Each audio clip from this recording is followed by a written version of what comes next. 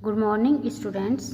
बसंत भाग 1 के अंतर्गत आज हम पाठ 6 पार नज़र के प्रश्न अभ्यास को करेंगे। तो आइए सबसे पहला प्रश्न देखते हैं। छोटू का परिवार कहाँ रहता था? उत्तर, छोटू का परिवार मंगल ग्रह पर जमीन के नीचे बनी एक कॉलोनी में रहता था। प्रश्न 2, छोटू को सुरंग में जाने की इजाज़त क्यों नहीं थी? पाठ के आधार पर लिखो। उत्तर, सुरंग में कई तरह के यंत्र लगे हुए थे। वहाँ केवल उन यंत्रों की देखभाल का काम करने वाले लोग जा पाते थे और सुरक्षा का भी कारण था, जिसके कारण से छोटू को सुरंग में जाने की इजाज़त नहीं थी। प्रश्न 3, कंट्रोल रूम में जाकर छोटू ने क्या देखा और वहाँ उसने क्या हरकत की?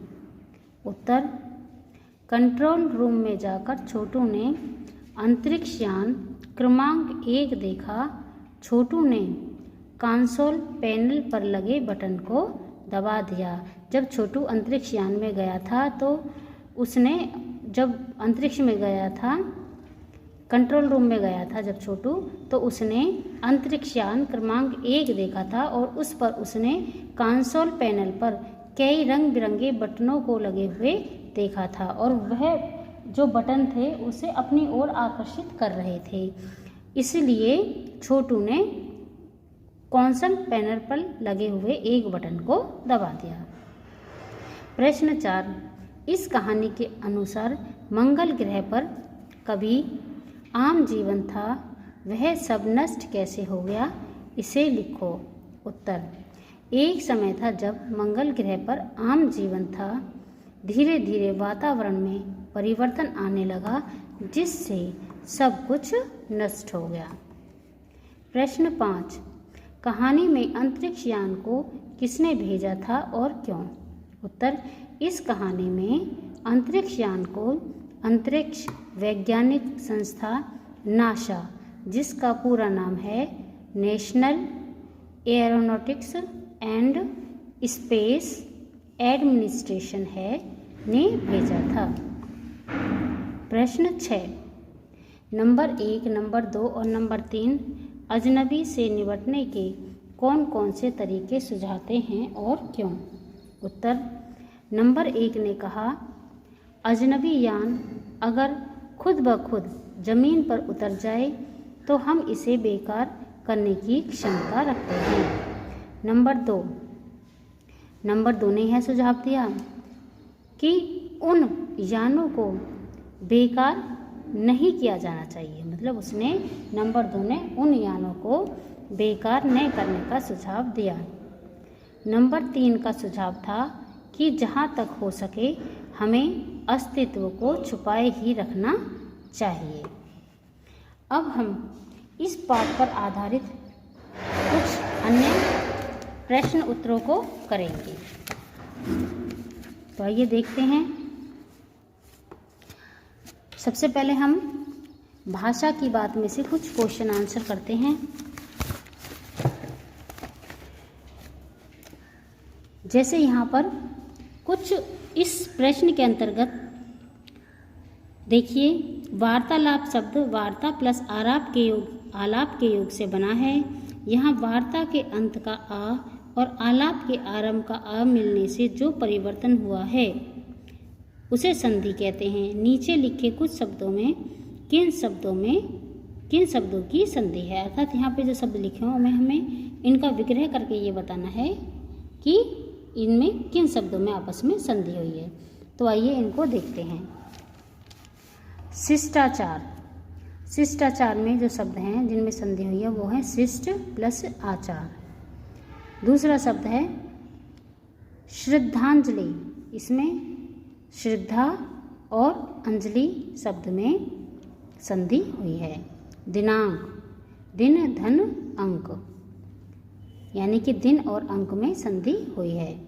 उत्तरांचल, उत्तरांचल में उत्तर प्लस अंचल शब्दों में यहाँ पर संधि हुई है।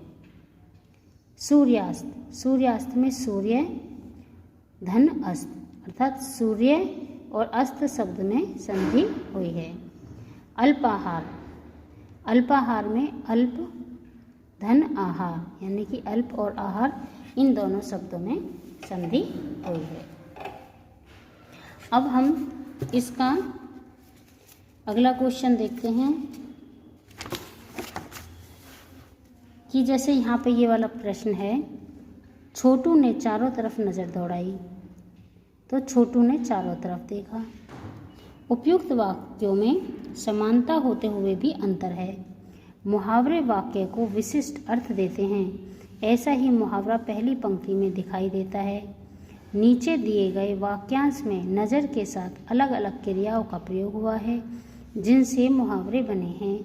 इनके प्रयोग से वाक्य बनाओ। हमें ये जो मुहावरे दे रखे हैं ये एक ही शब्द के ऊपर हैं, जैसे नज़र के ऊपर हैं चारों, लेकिन क्रिया के अकॉर्डिंग उनका अर्थ बदल जाता है और हमें इन चारों जो मुहावरे हैं इन चारों के आधार पर कुछ वाक्य बनाने हैं। जैसे पहला है नज़र पड़ना, तो यहाँ पे आप कुछ भी किसी का नाम लिख के लिख सकते हो कि मोहन तो आजकल नज़र नहीं पड़ता है।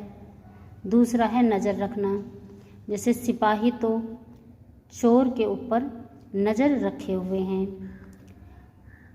नज़र आना यानी कि दिखाई देना, कि जैसे आप इसमें लिख सकते हो कि मुझे साफ साफ नज़र आता है। नज़रें नीची होना, जैसे इसका अर्थ होता है शर्मिंदा होना, तो इसमें आप वाक्य लिख सकते हो कि कभी भी कोई ऐसा कार्य नहीं करना चाहिए जिससे दूसरों के सामने हमारी नज़रें नीची हों। अब हम अगले प्रश्न को देखेंगे।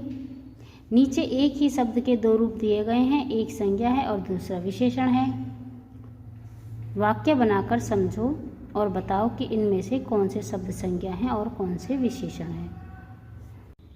तो देखिए इसमें पहला जो शब्द है आकर्षक, आकर्षक शब्द क्या है? विशेषण है। और आकर्षण जो शब्द है वह एक संज्ञा है।